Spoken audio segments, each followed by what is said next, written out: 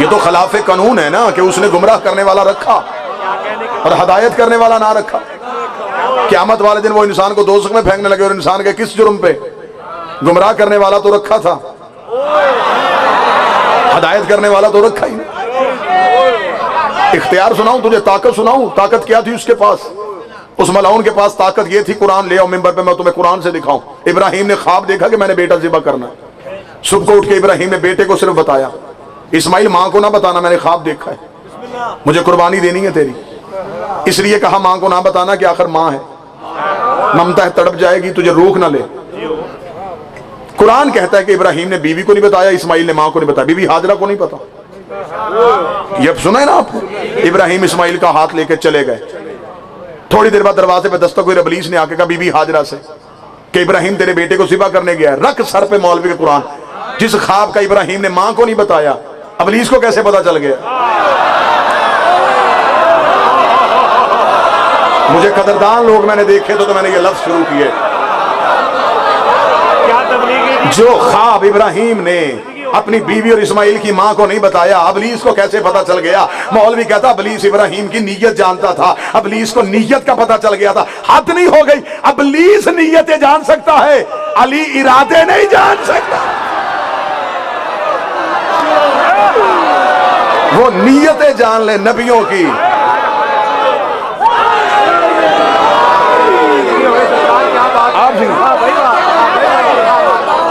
वो नीयतें जानता है, अली इरादे नहीं जानता। इब्लीस हर जगह पे रह के गुमराह करे, अली हर जगह पे रह के मदद क्यों नहीं कर सकता? हजारों दफा आपको ज़ाकिरीन ने वाकया सुनाया कि नबी के पास मस्जिद पे आके 40 सहाबा ने कहा या रसूल अल्लाह आपके पास फैसला करवाने आए। हर सहाबी कह रहा है अली इफ्तार के वक्त मेरे घर था। हजारों दफा आपने सुनाया। वाकयात में वक्त गुजारने के लिए नहीं, नतीजा दूं और आगे गुजरो। नबी ने फरमाया तुम 40 के 40 हक कह रहे हो, लेकिन कसम मेरी इज्जत की दे रहे हो? जी आपकी इज्जत की दे रहे हैं। फरमाया मुझे मेरी नबूवत की कसम, कल मेरे साथ था। हुजरे से शहजादी की आवाज आई, मेरा बाबा तू सदीक अकबर है, लेकिन कल अली हुजरे में इफ्तार के वक्त। सामने बैठे उस आदमी ने कहा या रसूल अल्लाह ये क्या बात हुई, हर जगह पे अली, ये कैसे हो सकता है? फरमाया इसका जवाब मैं कल आज शाम को मगरिबैन की नमाज के बाद दूंगा। जब रात की नमाज पढ़ने के लिए आना तो घर से पानी का एक एक प्याला लेके आना। पानी के प्याले लेके आइए। जी या रसूल अल्लाह हमने सवाल का जवाब पूछा। फरमाया बाहर सहन में रखो। बाहर सहन में रखे। नबी ने नमाज पढ़ाई। नमाज पढ़ाने के बाद नबी बाहर गए। बाहर जाके कहा हाँ तुम्हारा सवाल क्या था? या रसूल अल्लाह सवाल ये था कि अली हर जगह पे कैसे चले गए? रसूल ने फरमाया मैं जवाब बाद में दूंगा, पहले तुम मुझे बताओ चांद किस किस के प्याले में है? नहीं भाई 40 के 40 दावेदार उठ के खड़े हो गए, चांद मेरे प्याले में, चांद मेरे प्याले में, चांद मेरे प्याले में। रसूल ने फरमाया अब आसमान की तरफ देखो, चांद एक है, 40 प्यालों में कैसे चला गया? उन्होंने कहा या बताएं। फरमाया आसमान का चांद 40 जगहों पे जा सकता है, जिसकी उंगली के इशारे से 2 टुकड़े हो वो 40 जगहों पे नहीं जा सकता।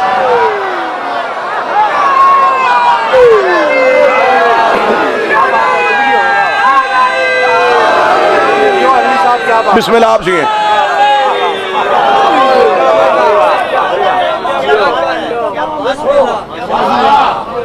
अली से पहले अबादत का इंतजाम न था, अदब खुदा का था, मोहम्मद का एहतराम न था। नमाज कायम होती तो किस तरह होती?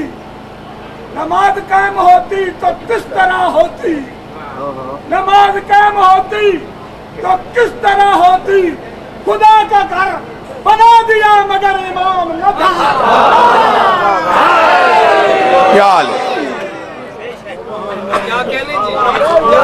इब्लीस को ताकत और मोहलत तौहीद ने दी थी, उसकी जाती नहीं थी। उसने अल्लाह से कहा था मैं मुकाबला करूंगा लेकिन एक शर्त पे करूंगा, ताकत भी तू देगा मोहलत भी देगा। खुदा ने कहा ताकत भी दूंगा मोहलत भी दूंगा, मुकाबला पूरा करना।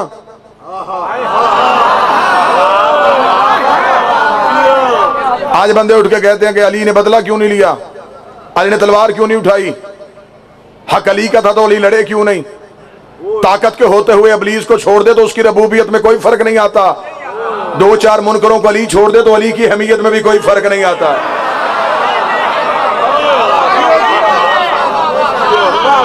उसने ताकत मांगी और मोहलत मांगी। कुरान मिंबर पे लेके आओ। खुदा ने कहा मैं ताकत भी दूंगा मोहलत भी दूंगा, करेगा क्या? उसने कहा एक ही काम करूंगा, सराते मुस्तकीम पे बैठूंगा, सराते मुस्तकीम पे बैठूंगा। कुरान से मुझे कोई मौलवी साबित करे कि इब्लीस ने कहा हो कि बंदे नमाज पढ़ रहे होंगे मैं मुसल्ले से उतार लूंगा, ये हज कर रहे होंगे मैं तवाफ से निकाल लूंगा, ये इफ्तार कर रहे होंगे मैं सामान उठा लूंगा। उसने कहा मैं बैठूंगा सराते मुस्तकीम पे, मैं सराते मुस्तकीम पे बैठ जाऊंगा, मैं दुनिया को हदायत से गुमराह करूंगा, मैं सराते मुस्तकीम पे बैठूंगा। ले आओ मौलवी मेरे सामने, उनसे पूछो ये सराते मुस्तकीम क्या है। अगर सराते मुस्तकीम नमाज का नाम है, फिर नमाज में क्यों कह रहे हो अहदिना सिरातल मुस्तकीम? फिर नमाज में सराते मुस्तकीम कौन सा मांग रहे हो? अब मुझे बताओ सराते मुस्तकीम क्या है। मुल्ला अली मुत्की कारी अहले सुन्नत, किताब का नाम कनज़ुल ईमान, सफ़ा नंबर 258। उसने लिखा मदीने की मस्जिद ही कायनात का सच्चा रसूल था। नबी खुतबा दे रहे थे, सहाबी उठ के खड़ा हो गया। उसने कहा या रसूलल्लाह मा हाज़ा सिराते मुस्तकीम, ये सिराते मुस्तकीम क्या है? अभी नबी नहीं बोले थे, नबी ने खुतबा जारी किया, वो बंदा फिर उठ के खड़ा हुआ। उसने कहा या रसूलल्लाह मा हाज़ा सिराते मुस्तकीम, ये सिराते मुस्तकीम क्या है? ये मस्जिद के दरवाजे पे अबू तालिब का बेटा अली आ गया। रसूल ने कहा कौम खड़ा हो, अपना सवाल दोबारा दोहरा। उसने कहा मौला मैंने पूछा सिराते मुस्तकीम क्या है? मुल्ला अली मुत्की कारी अहले सुन्नत कहता है रसूल ने अपनी दाईं उंगली का इशारा अली की जानब करके कहा हाज़ा अली सिराते मुस्तकीम, ये मेरा अली सिराते मुस्तकीम है। अब इब्लीस ने कहा था मैं बंदों को सिराते मुस्तकीम से हटाऊंगा। मुझे इब्लीस की सहानत का पता चल गया, ये दुनिया को ला इलाहा से नहीं रोकता, अली वलीउल्लाह से रोकता।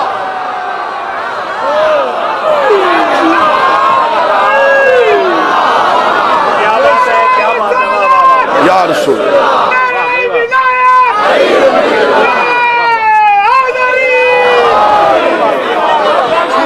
ये रोकता है तो विलायत अली, ये लूटता ही कीमती चीज है। इसे पता है कि इसके बगैर कुछ भी नहीं। इसे पता है जिसके पास ये है वो है सरमायादार। इसने कहा था मैं रूप बदल के आऊंगा।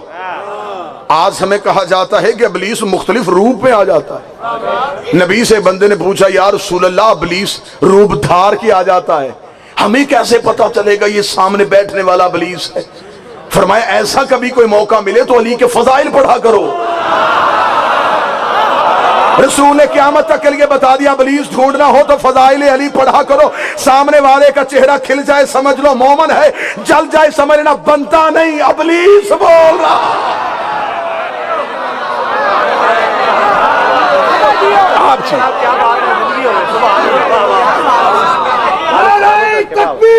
अल्लाह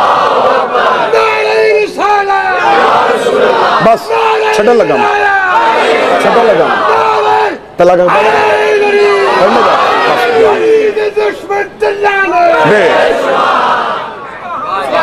बस हो गई हाजिरी। जो पहुंचाना चाहता था पहुंच गया, वसूल कीजिएगा। एक बात याद रखिएगा, इबादत तभी तक इबादत होती है जब तक इबादत में हुज्जत हो। क्या बात है। हुज्जत नहीं तो इबादत इबादत नहीं। इसके लिए आप मुझसे दलाइल मांगे, अंबार मांगे, छत तक ढेर लगाने के लिए तैयार हो। दलील देना हमारा काम है। दलील उसको देंगे जो इस्लाह के लिए पूछे, फसाद के लिए नहीं। अली मिलाने आया है, लड़ाने नहीं आया। क्या बात है। आओ तुम्हें दलील चाहिए, हम तुम्हें दलील देते हैं। नमाज तब तक है जब तक उस इबादत में हुज्जत है। हजारों दफा आपने वाकया सुना, मैंने फिर कहूंगा कि वाकयात वक्त गुजारने के लिए नहीं होते। मेरी कौम ने जो एक एक मिनट यहाँ पे मजलिस हुसैन पे दिया, तुम्हारा एक एक लम्हा हमारी गर्दनों पे कर्ज होता है। हमने ये लम्हे तुम्हें फजीलते अली से सजा के वापस करने होते हैं, क्योंकि वक्त की हुज्जत सामने बैठी देख रही होती है कि इन्हें बुलाया हमने अपने नाम पे था, तुमने इन्हें सुनाया क्या था। क्या बात है, क्या बात है। हजारों दफा आपने सुना हुआ क्या कि उबई नमाज पढ़ रहा था और उसने हालत नमाज में उसे आवाज दी, उसने नमाज को तेज किया, नबी ने फिर बुलाया, उसने और तेज किया, नबी ने तीसरी आवाज दी तो उसने नमाज को खत्म करने के बाद नबी के पास आके कहा लब्बैक या रसूलल्लाह। फरमाया उबई पहली आवाज पे क्यों नहीं आया था। सुनते जाइएगा शिया सुनियो। उबई ने कहा या रसूलल्लाह मैं नमाज पढ़ रहा था। फरमाया तुझे शर्म नहीं आती, तुझे वजूद नमाज बुला रहा था, तुझे असले नमाज बुला रहा था। क्या बात है, क्या बात। उसने कहा या रसूलल्लाह माफ कीजिएगा, नमाज अल्लाह की थी, आप नबी हैं, अल्लाह बड़ा होता है, नबी छोटा होता है। जब मैं बड़े की बारगाह में था तो बड़े की बारगाह छोटे की बारगाह में आ जाता। भाई दलील तो उसने अच्छी दी, और यह दलील आज तक भी अक्सर मुख्तलिफ रंगों में दी जाती है। अल्लाह के होते हुए नबी से क्यों मांगे, अल्लाह के होते हुए अली से क्यों मांगे। ये सवाल खुद नबी से किया बंदे ने सामने बैठ के। उसका जब अल्लाह की इबादत में था, बारगाह तौहीद की थी, तो बड़े की बारगाह छोड़ के छोटे की बारगाह में आ जाता। जवाब बताएगा कि मैं नबी की जुबान से निकला हूं, किताब का हवाला देने की जरूरत ही नहीं, जवाब खुद बता देता है मैं मासूम की जुबान से निकला। नबी ने मुस्कुरा के फरमाया, अच्छा तू बड़े की बारगाह में था और तू इसलिए छोटे की बारगाह में नहीं आया। अब भाई मुझे बता, तूने अल्लाह देखा है? नहीं या रसूल अल्लाह। सुना है? नहीं या रसूल अल्लाह। मानता क्यों है? या रसूल अल्लाह आपने कहा कि अल्लाह है, फरमाया बुला भी तो मैं ही रहा था। होए होए होए, मेरी जुबान के तस्लीम का नाम इस्लाम है, मेरी बात पे यकीन का नाम ईमान है। मेरे कहने पे ना देखा, अल्लाह मान लिया, और मैं तुम्हें बुला रहा था और तू नहीं आया। और भाई ने कहा माफी दीजिएगा, बताइए क्या करना चाहिए था। फरमाया जब तुम्हें हुज्जत बुलाए, जिस भी हालत में हो, चाहे इबादत हो, छोड़ दो, हुज्जत के पास हो।